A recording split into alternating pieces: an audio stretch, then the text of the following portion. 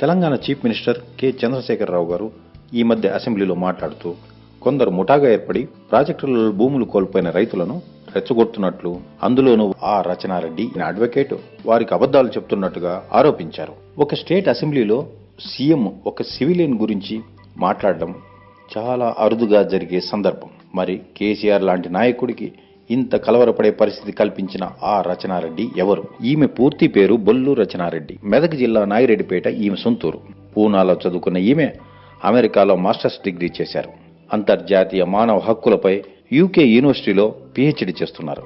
ఇండియాకు వచ్చిన తర్వాత నల్సార్ విశ్వవిద్యాలయంలో అసిస్టెంట్ ప్రొఫెసర్గా కూడా పనిచేశారు. ఈమె ఇప్పుడు హైదరాబాద్ హైకోర్టులో లాయర్గా ఉంటున్నారు. అవుట్లుక్ మ్యాగజైన్పై ఐపీఎస్ ఆఫీసర్ స్మితా సబర్వాల్ వేసిన ఈమె మొదట్లో వాదించారు.